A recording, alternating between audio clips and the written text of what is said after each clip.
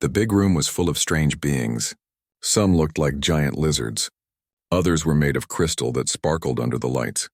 A few were just clouds of colored gas floating in special containers. They all sat in a circle, staring at the human standing in the center. Commander Kelvin Torres stood tall. His gray uniform was clean and pressed. His face showed no fear, even though 47 different alien species were looking at him with angry eyes. He had been in tough situations before. This was just another meeting where someone wanted to blame humans for something. A huge reptile stepped forward. His name was Vexnor, and he was the leader of this group called the Galactic Council. He had 4 arms and green scales that shone like metal. When he hit the table with 3 of his claws, the sound echoed through the room like thunder. "Humans have broken our rules," Vexnor said. His voice was deep and angry. "You built homes on planets that belong to the Council. You made colonies where you should not go. You refused to follow our laws. This must stop now." Torres took a step forward. His boots made a clicking sound on the stone floor. He looked calm, almost bored. "High Chancellor, we already told you our answer. Those planets were empty. Nobody lived there. We followed the old colonization rules from Earth year 2287. We did nothing wrong. Your rules." Vexnor spat the words like poison. "Not our rules. The Council has made a decision. You will send your best warriors, your strongest ships. They will face our champions. We will show you why humans should bow down to better civilizations." Everyone in the room started talking at once. This was an old tradition. When talking did not work, the strongest fighters would meet in a neutral place. Whoever won would make the rules. It was simple and brutal. Torres smiled, but it was not a friendly smile. It was the smile of someone who knew a secret. "Very well. We accept your challenge. Tell us who your champions are, High Chancellor. We will get ours ready." As Torres walked out of the chamber, a young woman in uniform fell into step beside him. Her name was Lieutenant Amy Carson. She had been his assistant for 2 years now. Her face showed worry. "Sir, they are bringing the Krogar enforcers," she said quietly. "Those warriors have never lost a fight in 3,000 years. Their ships have destroyed entire fleets. Each ship is as big as a moon. Are we really going to fight them?" "Yes," Torres said. His voice was quiet but strong. "We are going to show them why we do not follow their rules." Amy wanted to ask more questions, but she could see from his face that he would not answer. She had learned that Torres only said things when he was ready, so she stayed quiet and followed him to their ship. 3 days passed quickly. The whole galaxy was watching. Everyone knew about the challenge. News traveled fast through space. People on thousands of planets turned on their screens to see what would happen. The Council's fleet arrived at the meeting place called Epsilon Eridani. It was a neutral zone where no one owned the space. The fleet was massive. 1,500 warships came through the darkness. Each ship was enormous. They carried weapons that could crack planets in half. The Krogar enforcers led the group. Their main ship was so big it made nearby stars look dim. Then the human ship arrived. There was only one ship. Just one. It was not even very big.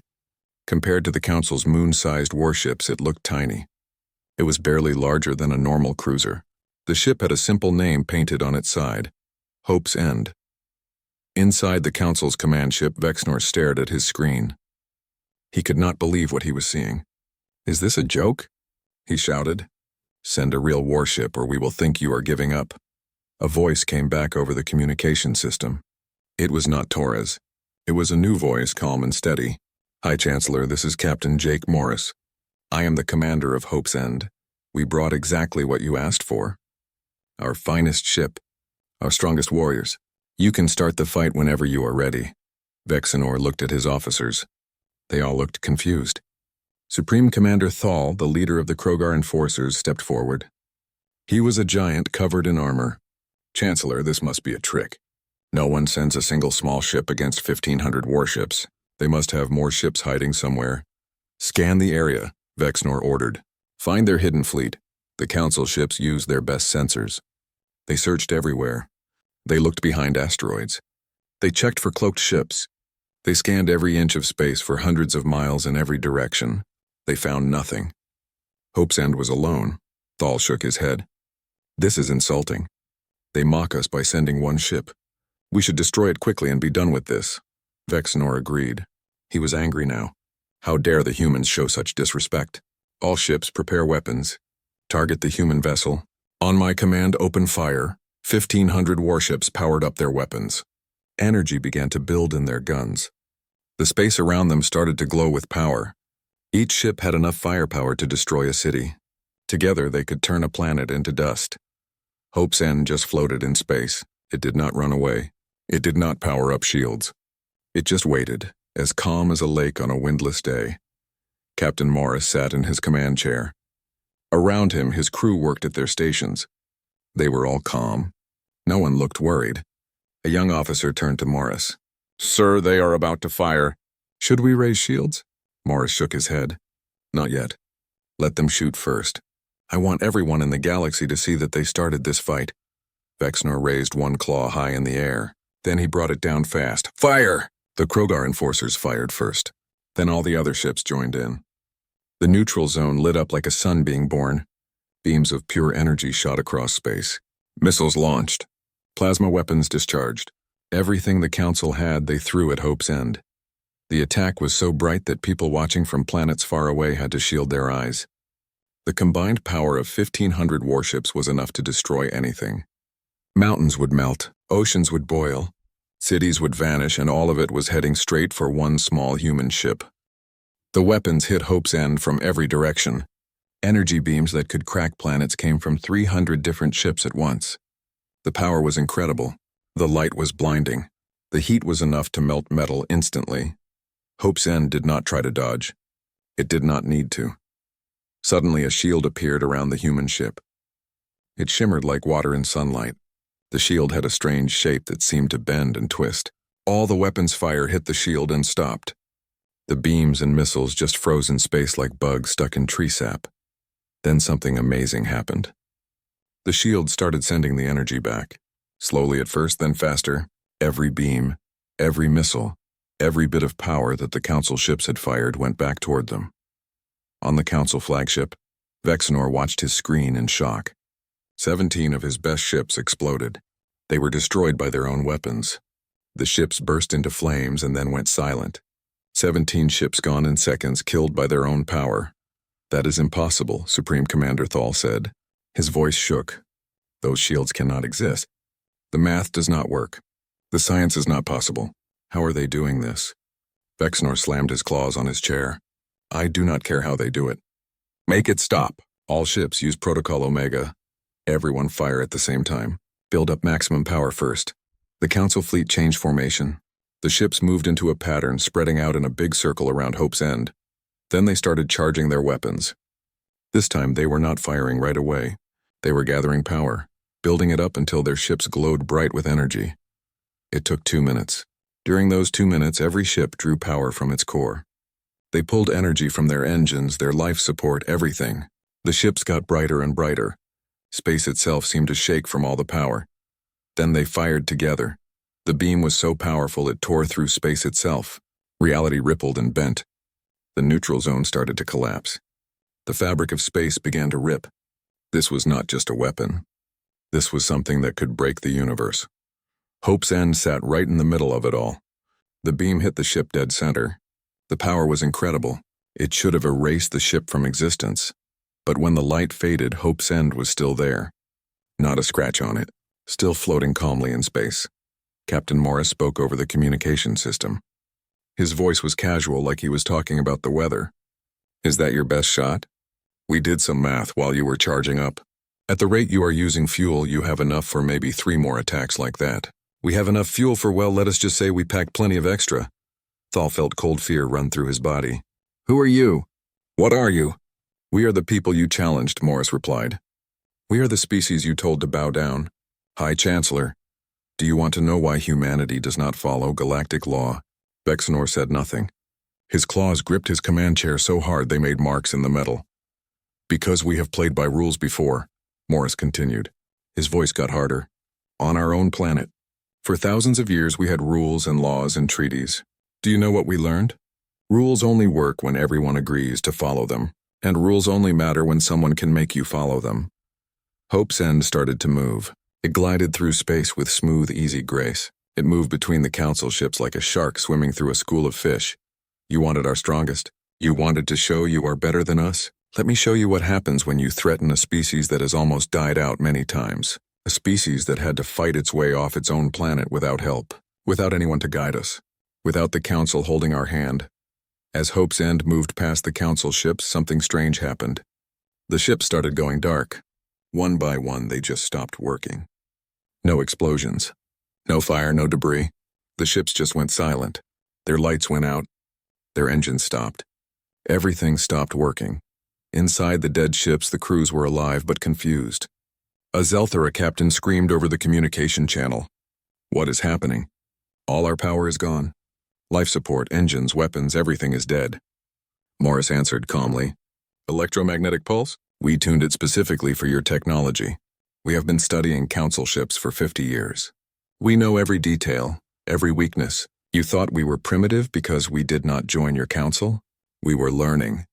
We were watching. We were getting better." More and more ships went dark. Hope's End moved through the fleet like it was taking a casual stroll. Everywhere it went, ships died.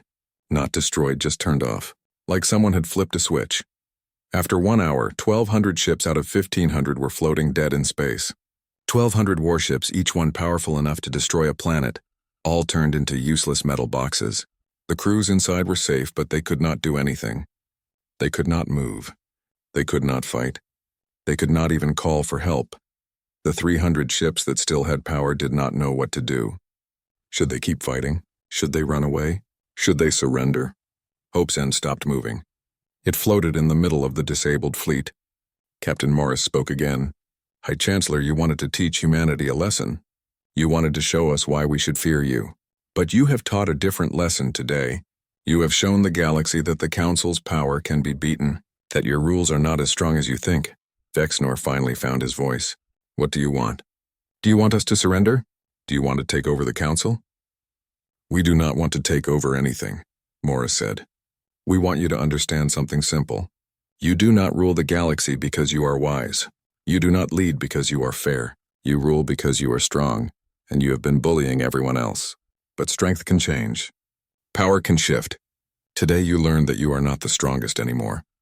All across the galaxy, people watched on their screens.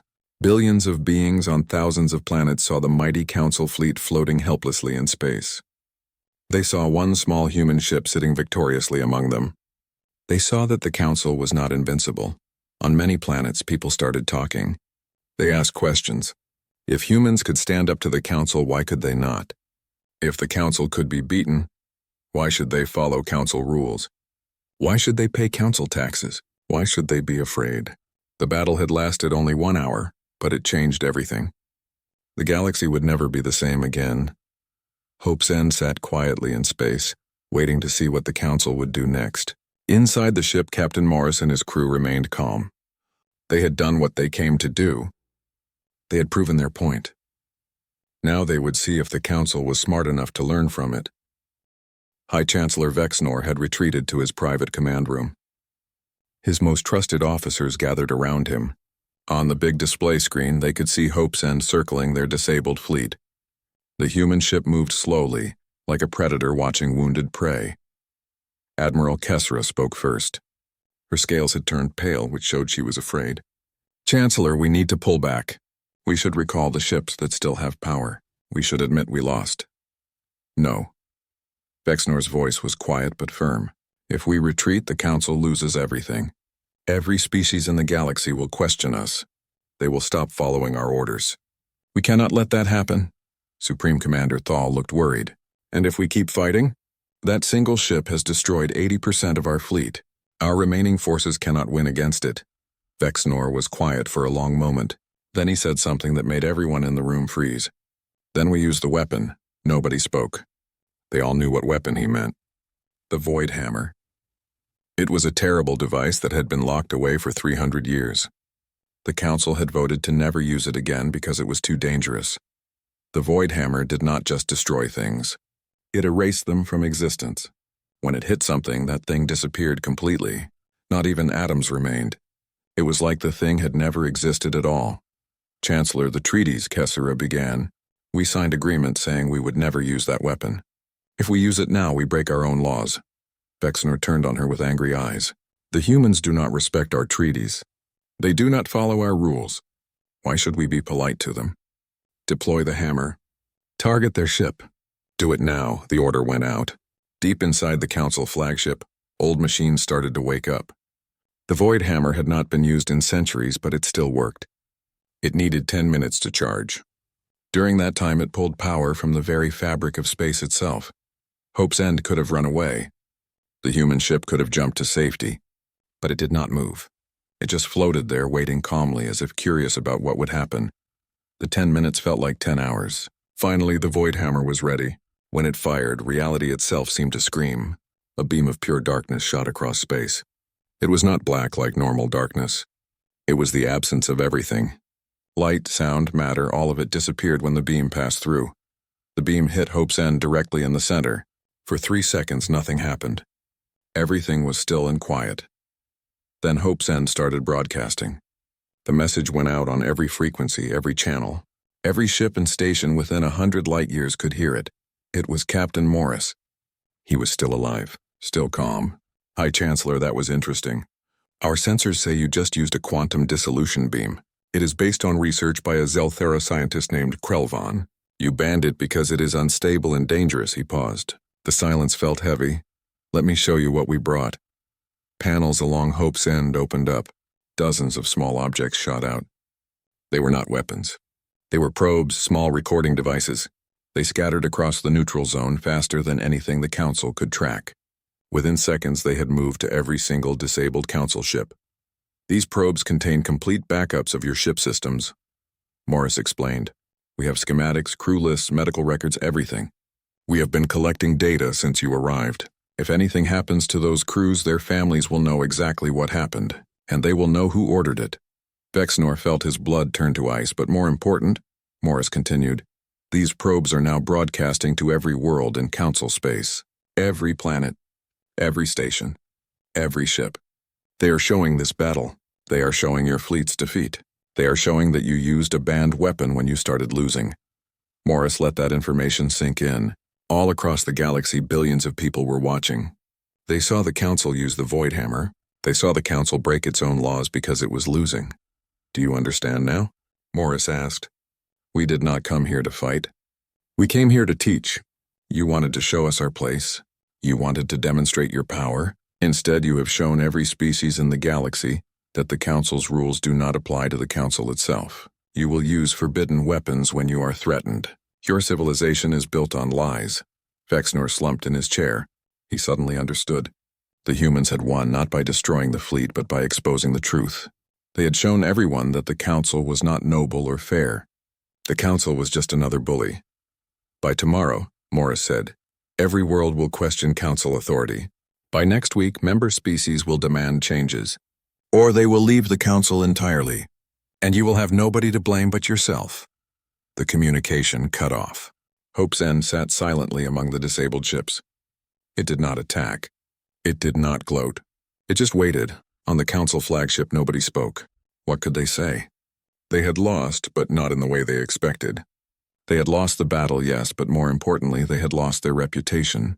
They had lost the respect of the galaxy. Kessera broke the silence.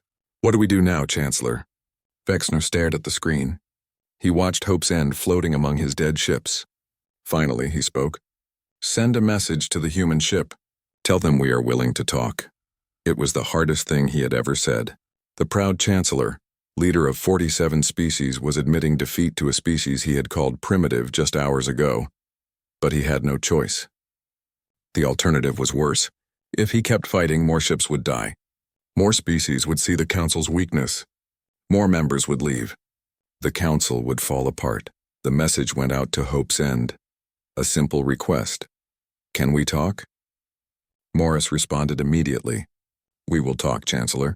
But not here, not now. First, you will restore power to all the ships we disabled. You will make sure every crew member gets home safely. Then we will discuss the future. And if we refuse? Vexnor asked, though he already knew the answer. Then those probes keep broadcasting, Morris said simply. And the galaxy keeps watching. Your choice, Chancellor. Vexnor closed his eyes. He had been outplayed at every turn. The humans had not just beaten them in battle. They had beaten them in strategy and planning and understanding how the galaxy really worked. Agreed, he said quietly. We will restore the ships. And with those words, the old Galactic Council began to die. A new era was starting, whether Vexenor liked it or not. 3 months had passed since the battle at Epsilon Eridani. The galaxy looked very different now. Lieutenant Amy Carson walked through the rebuilt human embassy building on Nexus Prime, the Council's home planet. The building was busy. Diplomats rushed from meeting to meeting. Staff members carried documents and data tablets. Everyone looked tired but happy. Amy found Commander Kelvin Torres in his office. He was looking at several holographic displays that floated in the air around his desk. Each display showed different reports and documents. Lieutenant, Torres said without looking up, what is the status? Amy pulled out her data tablet. 15 more species have applied for the new accords. The Zelthera Council has left the Galactic Authority. The Vornum Collective is thinking about leaving too. High Chancellor Vexenor has been removed from his position. The new Chancellor wants to negotiate with us. Torres finally looked up. His weathered face was thoughtful. And Captain Morris? Amy's smile faded. Still missing, sir. Hope's End never came back to human space. The last message we got was right after the battle. It said they were moving on to secondary objectives. Torres leaned back in his chair. A small smile appeared on his face. As planned, Amy frowned. She did not understand. Sir, if the mission was successful, why have they not come home? Because the mission is not over, Torres said gently. Lieutenant, what did we actually prove at Epsilon Eridani? Amy thought carefully about her answer. That human technology is better than the Council's. That we can beat their strongest forces. Torres shook his head. No, we proved that their rules are not fair. That their authority is based on fear, not respect. We showed the galaxy that the Emperor has no clothes. But here is the thing about revolutions, Lieutenant. They do not end with just one battle. He pulled up a star map. Dozens of systems were marked in red. The Council still controls the main trade routes. They still have military bases on 300 worlds. They still have the systems that make space commerce work. We did not want to destroy all that. We wanted to change it. So where is Hope's End? Amy asked. Torres gestured at the star map. Out there, making sure the change happens, meeting with species who want to break away from the Council, giving them technology to defend themselves, training their fleets, showing them they do not need the Council's protection anymore. He turned to look directly at Amy. We are not conquerors, Lieutenant. We are liberators. And Hope's End is our message to the galaxy. You do not have to live in fear anymore. Understanding slowly came to Amy's face. That is why they were never seen again. Because they are everywhere, exactly, Torres confirmed. The Council sent their strongest warriors to face humanity. And now those warriors are discovering that humanity is not about one ship or one battle. We are about an idea. The idea that everyone deserves freedom. That might does not make right. That the strong should protect the weak, not rule them. He stood up and walked to the window. Outside, he could see the huge city of Nexus Prime spreading out in all directions. Buildings reached up toward the sky. Ships flew between them. It was a beautiful sight. Hope's End will never come home, Lieutenant. Not because they were destroyed, but because their mission is permanent. They are proof that humanity means what it says. That we will back up our words with action, and that we will never stop fighting for what is right. Amy stood next to him at the window. She thought about Captain Morris and his crew. They had given up everything. Their homes, their families, the chance to ever come back to Earth. Also, they could help other species find freedom. Do you think they are okay out there? She asked quietly. Torres nodded. They are doing what they were born to do, helping others, making the galaxy better. I think they are more than okay. I think they are exactly where they want to be. Far above Nexus Prime in orbit around the planet, a small monitoring station detected something strange. A sensor blip, an anomaly in subspace that lasted less than a microsecond. Then it was gone. The technician working at the station looked at the reading. She marked it as sensor noise, just a glitch in the system. Then she moved on to check other systems. She never knew that Hope's End had just passed by. The ship had been invisible, hidden by advanced stealth systems. It had come to check on the progress of the revolution it had started. Captain Morris had watched the embassy building for a few moments, seeing the activity inside. He smiled. Things were going well. Then Hope's End moved on. There were other places to go. Other species to help. Other tyrants to face. In his office, Torres felt something. A presence, maybe, or just intuition. He looked up at the sky through his window. For a moment, he thought he saw something. A shimmer in space. A distortion, then it was gone. Torres smiled. "Good luck out there, Captain," he whispered. Amy noticed him looking at the sky. "Did you see something, sir?" "Nothing," Torres said. But his smile remained. Absolutely nothing. Back on Earth, in a small house in Colorado, Captain Morris's wife sat on her porch. She looked up at the stars. She did this every night. She had not heard from her husband in months. The government had told her he was on a classified mission, that he was doing important work. She knew she might never see him again. The knowledge hurt, but she was also proud. Her husband was out there making a difference. He was helping people. He was changing the galaxy. As she watched the stars, one of them seemed to twinkle a bit differently. Just for a moment. Then it was normal again. She smiled. "Stay safe, Jake," she whispered to the night sky. Across the galaxy, on dozens of worlds, other families waited. Other wives and husbands looked at the stars. Other children asked when their parents would come home. The crew of Hope's End had all volunteered for this mission. They all knew they might never return, but they had gone anyway. Because some things were more important than going home. Some causes were worth any sacrifice. Hope's End traveled through the darkness between stars. Inside, the crew worked at their stations. They monitored communications. They tracked council movements. They looked for species who needed help. Captain Morris sat in his command chair. He looked at the star map on his screen. So many places to go, so much work to do, but he was not tired. He was energized. This was what he was meant to do. This was his purpose. "Set course for Sector 15, he ordered. "I am getting reports of council oppression there. Let us go see if we can help." Hope's End turned and accelerated. It jumped to faster than light speed and disappeared. The revolution had begun, and it would not stop. 50 years had passed. The galaxy was different now. The Galactic Council still existed, but it had changed completely. It was no longer a group of bullies telling everyone what to do. Now it was a true democracy. Member species voted on policies. Disputes were settled through fair arbitration, not through force. The old leaders had either changed their ways or been replaced. Professor Lisa Grant taught history at the University of New Terra. Today, she was teaching about the famous battle that everyone called the day humanity said no. Some scholars used the official name, the Epsilon Incident, but most people preferred the simpler title. Her classroom was full of students. Humans sat next to Zelthera. Vornim floated in their special containers beside Reptilian Draconis. 50 years ago, most of these species could not have been in the same room without fighting. Now they studied together peacefully. "The question you should ask yourselves," Professor Grant said, "is not why humanity won that battle. The real question is why the battle was necessary at all." A Zelthera student raised a crystalline appendage. "Professor, the historical records show that Hope's End had better technology. Is that not just survival of the fittest?" Grant shook her head. "Technology was just a tool, not the real answer. Humanity could have destroyed the Council fleet completely. Instead, we only disabled it. We could have conquered Council space. Instead, we shared our knowledge. The real weapon was not the ship's guns. It was the choice not to become what we were fighting against." She pulled up old footage on the classroom display.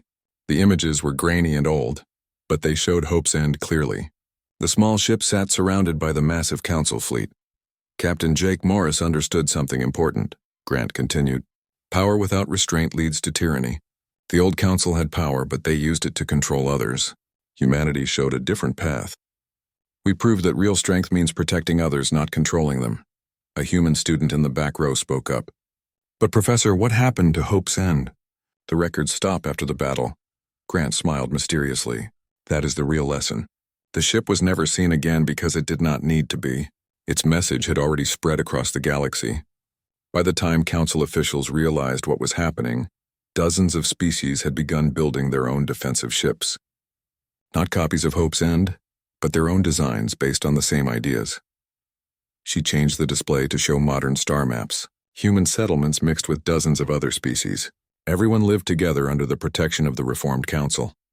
"Some historians believe Hope's End still exists," Grant said. They think it operates in deep space, watching over the galaxy it helped free. Others think it was destroyed long ago, its mission complete. I believe both theories are correct in spirit, if not in fact. The Zelthera student asked, "What do you mean by that?" Hope's End was never just one ship, Grant explained. It was an idea.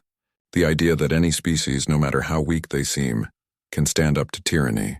That progress comes from cooperation, not domination. That true strength lies in choosing peace when you have the power to wage war. She gestured at the diverse group of students. Look around this classroom. 50 years ago, most of your species could not have been together without a council mediator to keep the peace. Now you study together, work together, live together. That is the legacy of Epsilon Eridani. Not a military victory, but a philosophical one. After class ended, Professor Grant returned to her office. She reviewed reports from the frontier. New colonies were being established. Joint ventures between species were flourishing. Cultural exchanges were happening everywhere. The galaxy was thriving in ways the old council had never imagined. Her computer chimed. An encrypted message had arrived. She opened it carefully. The encryption was old, obsolete really, but she recognized it immediately. It was the same encryption used by the original Hope's End crew. The message was short. Quadrant 7 secure. Population thriving. Moving to assist Sector 15. We'll check in when possible, Morris. Grant smiled. Then she deleted the message according to protocol. Some secrets were worth keeping. The galaxy did not need to know that Hope's End still existed. The legend was more powerful than the reality. She returned to her work, grading student papers and preparing tomorrow's lecture. Far beyond charted space, in the darkness between galaxies, a lone ship moved silently. It had no markings. It broadcast no signals. It appeared on no registry. To anyone watching, it would look like just another piece of space debris, drifting randomly. But it was not random. Hope's End had a purpose. It always had a purpose. Captain Jake Morris was much older now. His hair was white. His face had deep lines, but his eyes were still sharp and his mind was still clear. He sat in his command chair watching the displays around him. His crew had changed over the years. Some had retired. Some had died. New people had joined. But the mission remained the same. Help those who could not help themselves. Stand up to bullies. Protect the weak. Captain, we are receiving a distress signal, a young officer reported. A colony on the edge of explored space. They are being threatened by raiders. Morris nodded. Set course. Maximum speed. Let us see if we can help. Hope's End turned smoothly. Its engines powered up. In moments it had jumped to faster than light travel and disappeared. On a small colony world, frightened people looked up at their sky. 3 raider ships hung in orbit, demanding tribute. The colonists had no weapons. No defenses. They were helpless. Then a 4th ship appeared. It was small compared to the raiders. But when it moved, the raider ships suddenly went dark. Their systems failed. Their weapons stopped working. Within minutes, all 3 raider ships were disabled. A message came to the colony. You are safe now. The raiders will not bother you again. Recommend you contact the council for permanent protection. Good luck. The mysterious ship vanished as quickly as it had appeared. The colonists cheered. They had been saved by a ghost ship, they said, a legend. Hope's End. Stories like this happened all across the galaxy. A mysterious ship that appeared when needed. That helped the helpless. That disappeared without asking for thanks or payment.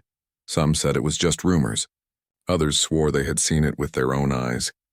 Children told stories about the ghost ship that protected good people and punished bad ones. And somewhere in the darkness between stars, Hope's End continued its endless mission. The strongest had gone to face humanity and they were never seen again. But it was not because they had been destroyed. It was because they had become something greater than warriors. They had become guardians, protectors, a silent promise that someone was watching. That someone cared, that the weak would always have a defender. They had become legends and legends never die. They live forever in the hearts of those who believe in them, in the hope of those who need them, in the fear of those who would do harm. The galaxy was different now, better, freer, and it would stay that way as long as Hope's End sailed the stars. Captain Morris looked at the stars streaming past his ship. He thought about Earth so far away. He thought about his wife, whom he had not seen in 50 years. He thought about everything he had given up, and he smiled, because some things were worth any sacrifice. Some causes justified any cost, and the freedom of an entire galaxy was definitely worth one man's life. Hope's End sailed on into the endless night, a beacon of hope for all who needed it, and it always would be.